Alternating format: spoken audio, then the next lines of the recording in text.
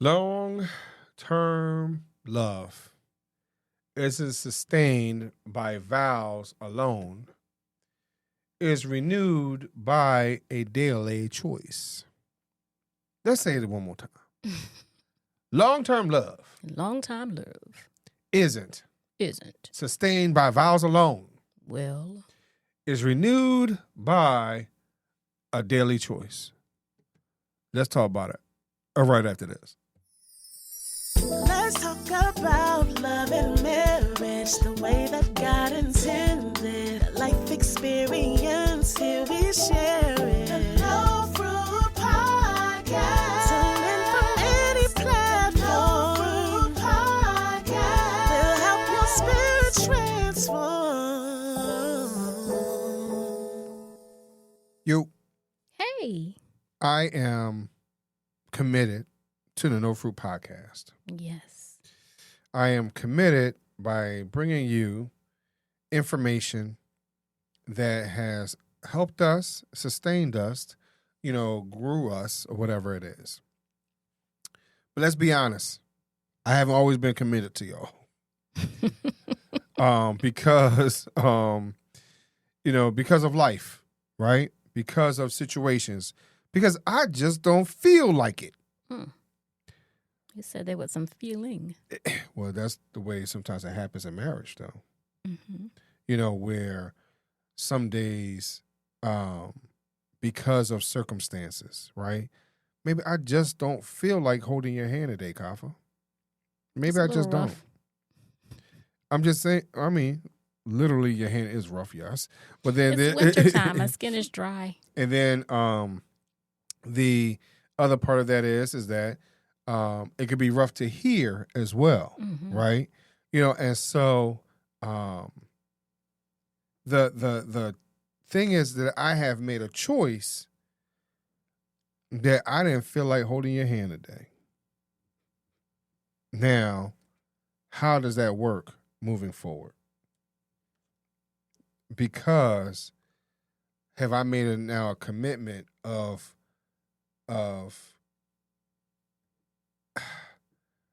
falling into those traps, quote unquote, of not showing and or reaffirming that I'm going to show up for you every day, regardless of whatever else is going on.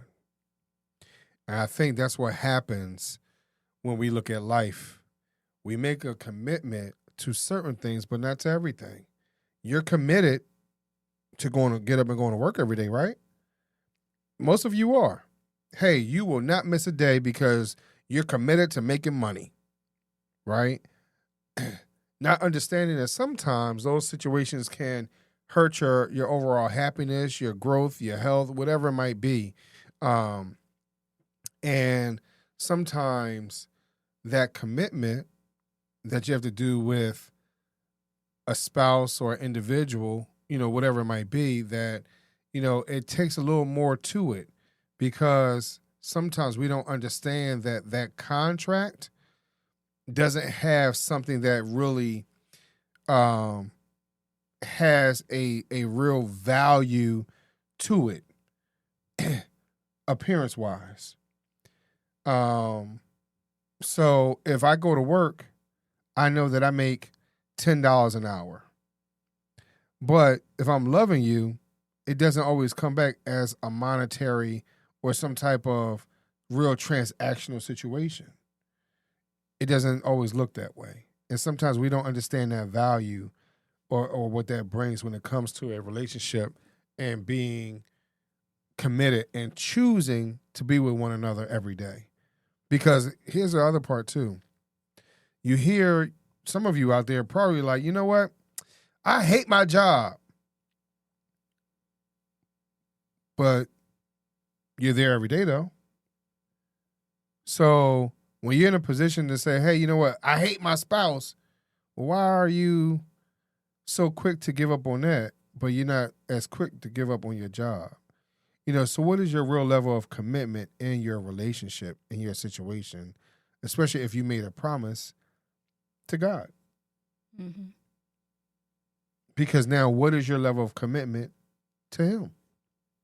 And so there are some things that, and I could hear 1,001 reasons as to why, why this happened, that happened, and whatever. Like, I could hear that and I understand it from a human point of view. But what happens from the spiritual space? That's just an honest question. So my thought is for you today is, what is it that you do to really make that choice on an everyday basis? When you get up and go to work, is it because you're used to that alarm, and that alarm makes that choice for you every day? Is it really because that paycheck, or that bill, whatever the choice is? Why is it so easy to make a choice when it comes to a job, but it's not that easy when it comes to your relationship? I think you, again, as you do so often, hit the nail right on the head. Mm-hmm. Like you said, what is that ROI? What's that return on that investment? What's that, part that someone's getting back for what they're giving? Right. What's expected from that? So what's that reward? And sometimes the reward at the workplace is greater in some folks' eyes than it is in your marriage. Or we were listening to a marriage podcast not too long ago, and the wife had said the reward that she gets from her children, the love that response that she gets from them is greater than it is that she gets from her husband. So it's easier for her to hug on them, to love on them, to provide for them, being the children, than it is for her spouse, because there's always a caveat. She felt as though when she presents love and affection and time to her spouse, because it may lend to a comment or a conflict or something else comes along with it. So it's not so reciprocated, So if you say, I love you to, she was saying when she says I love you to her children, she's, looked up to, and we love you too, mommy, and she gets all the little hugs, and she just you can see like she just melted just thinking about it, right? But then when she says the same when it comes to her spouse, it's not reciprocated in that way. It's different, so it makes it more challenging for her, and which is true. Sometimes there is a difference in the type of love we give, the type of love we get back from others. Hence why some people, as you're saying, Maurice, are able, if they get up and go to work every day, and they may be faced with some crap at work, but they know it's going to end. 5 o'clock, the bell, rings, and they can get up and leave and go on about their day, and go home. And then to deal with all of that, they'll be rewarded with a paycheck. But in our relationships, what are we rewarded with? If we have to go through conflict, if we have difficult moments, if we work really hard, do we get promotions in our relationships? Go ahead. But what is the view of a promotion? Mm-hmm. And some superficial people be like, "Oh, I'm getting a new wedding band, a new ring. We've been married, whatever. You're gonna upsize me or whatever." Yeah, but what is the value? Mm-hmm. How do I? What I think is my perceived value? And here's the thing. I think we've talked about it on the show before. I'm blessed where my wife is not a materialistic individual. Never has. I don't care what name brand thing I might have gotten her, whatever it is. She could literally throw it out next week. Literally. Now, it used to hurt my feelings, but here's the thing. It's material, right? So I'm thinking that I'm showing her love. I'm showing how committed I am and, showering her with gifts or whatever it is. But again, the value for her is not the same. Mm-hmm. The value for her is me holding her hand. The value for her is looking in her eyes. The value for her is, sitting on the couch, holding one another. There are different people have different values, and we totally understand that. But do you really understand what it means for the person that you're with? Right. Just because you did it in a previous relationship doesn't mean that it carries in this other relationship. Because of, and as we have stated, and previously, if you know that, you've met me at the age of 19 and we're married by the age of 24, right? So my previous relationship, what was my attitude? What did I deal with, didn't deal with, whatever it is? If you met me at 19 and I'm only fresh out of high school for a year, right? And so my idea of the high school version of love, where I'm used to taking a balloon with me and a teddy bear to school to show somebody that, happy birthday or whatever it is, that's one type of attention. But if you're outside, and in the grown world, right, a balloon and a teddy bear don't carry the same type of weight, and so, and unfortunately, again, the reality is like, hey, if you're going to show me love, I don't need a bear. Mm-hmm. Make sure that the inside joke is, make sure that electricity stay on, right? So if you think about it, sometimes love or the commitment to one another is shown in different ways in spaces and ideas that may not have been shown, may not have been nurtured in previous relationships. And then whatever you might have, seen growing up, because if my parent showed love in a space that may not have been a healthy space, then if I reciprocate that somewhere else, well, I don't always know that space that person had grown up in, and so like if we look at our kids right now, our children, I can't even say kids, because they they're grown adults. What they call adulterin. I don't know what they call, right? But they are mid-20s, right? And so their experiences with some of their friends, where their friends have been like their parents, grown up in a broken home. Kafi's parents never been married. My parents were married, but they got separated when I was very, very young, right? And so, again, just that difference between Kafi and I is one thing, but overall, the parts that we do remember, hey, we lived in a single parent home, right?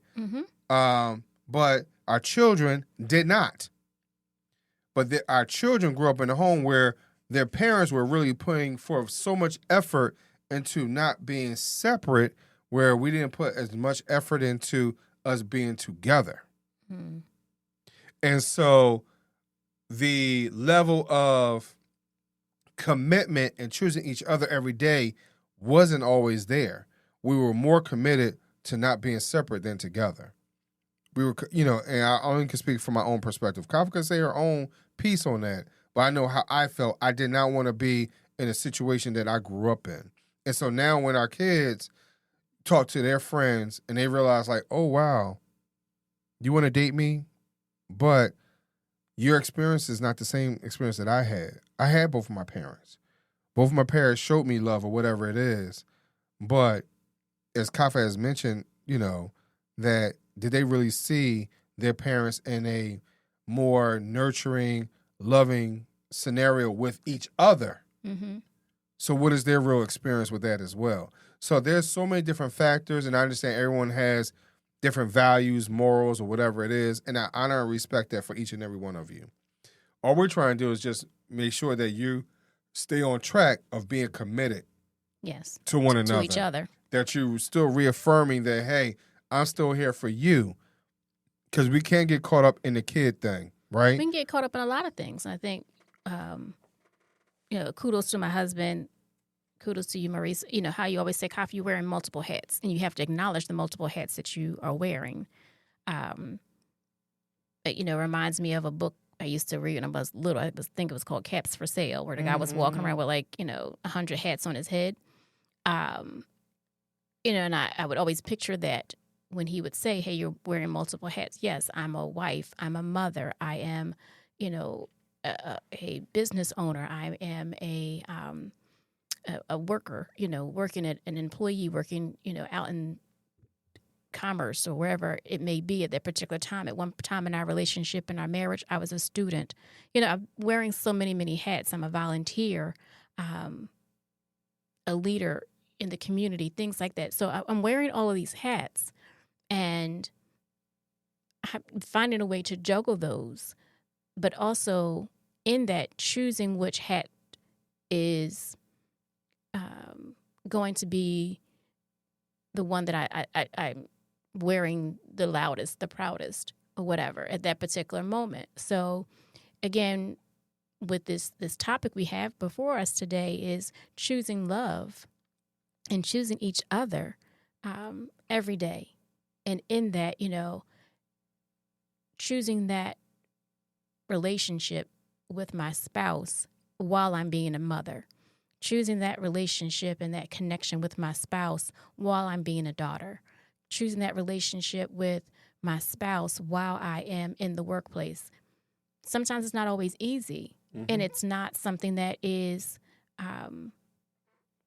present, you know, because what's on our mind and what we're taught is you be present in the situation that you're in. So while you're at work, you're thinking of work and doing your work. You know, while you are in the sandwich generation, you're taking care of your mom, your grandmom, your aunties, and your kids. You got to still take care of your husband, you know. So that's not always the easiest thing to do, and we're not taught that anywhere.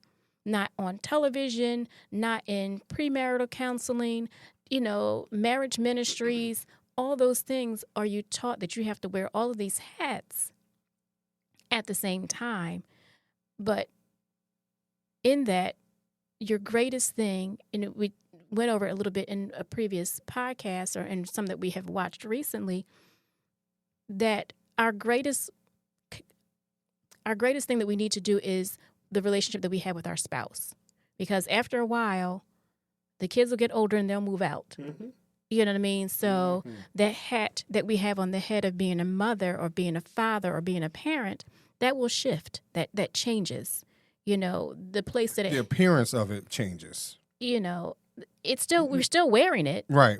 You know what I mean? But it's no longer the second or third hat on our head. And I'm going to be honest with you, I think it still can be, right? But what happens is, when I say the appearance, is because it doesn't have to be as prominent of a color. Yes. If we're going to use it in that perspective, right? So if it is still, because you being a parent never changes, right? In all reality, if you listen, depending on who you talk to, they'll be like, listen, your kid will move out for 2 minutes, they'll be back in that third minute because they can't manage whatever they got going on, whatever. They're like, it's like almost like they never leave the house mentality, right? But what happens is that now is not as prominent or as such a bright color as it might have been in the past. You know, that color might fade a little bit because of, you know what, they are becoming a little bit more independent or whatever the situation is. So, Kafi, no, I agree with you. I just think that color changes a little bit. Yeah. I think the order might not change. It's just the color changes or the prominence of it. Or, you know, like maybe the feather that's in it is not as large anymore. Maybe you was able to, you know, downsize a little bit or whatever. But I don't think the parenting, you know, again, it depends on based on your experience, what your priorities are. Maybe the order doesn't change. Right. You know, so great point, Maurice. You know, like you said, maybe I'm not trying to coordinate my outfit with that hat of parenthood. Right, because guess what? You don't have to worry about the diaper bag anymore, right? I don't have to carry that around anymore. Like if they poop on themselves, they poop on themselves. Like they can get up and go to the bathroom themselves. Yeah. You get what I mean? So I don't have to wear the I'm a parent hat as prominent because people are going to know that I'm their parent just by the way they respond and respect me. Yeah. Yeah, that's good. That's good. But another thing, I guess, to add into the multiple hats idea that I was sharing, and that, Maurice, again, always, and still to this day shares with me, like, Kafi, you wear multiple hats, and you got to remember that you are multiple things in different areas and different situations, and don't forget about all those things. So likewise, in our relationships, we have to choose to do that. We have to choose to and show up for our marriage. And it's something, it gets practice. Like you can't just expect for it to happen, that you have to practice ways of showing love. You have to practice ways of being present. And you can't be like some people practice.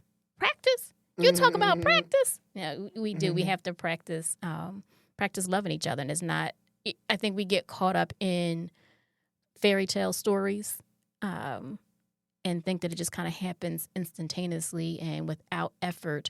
And, you fall in love. You know what I mean? It's accidental. It just happens. But no, you got to work at it. Mm-hmm. And I think that's the part that makes people a little bit nervous about marriage. When we, talk to other people, like, really, you got to work at that? Yes, you do have to work at it, but it's nothing to be scared of. Mm-hmm. It's nothing to be nervous about. The working part can be good. It can be fun. You know what I mean? It's like... Why you bust out laughing? It's like when my husband says, let's go practice making a baby. Like, that's fun. Yeah, it is. So, practice can be a good thing, Making myself blush. Oh, my goodness. That's a good thing. That's a good thing. I'm tickled. So, with all of this, let me just end on this note so we can go practice love. You really flustered, huh? I am. I'm bothered. That's funny. So, with all this, again, you have to practice at it and choose each other all the time. Because choosing each other on purpose helps. Mm-hmm. It can certainly stop the negativity because you'll be practicing positivity in your relationship, and it'll help. So like things right now, you're choosing to end in the show so we can practice. And you're gonna stop talking in the deep voice. So anyway, back to what I was saying. I hear you. You do. You'll hear a whole lot more from me later.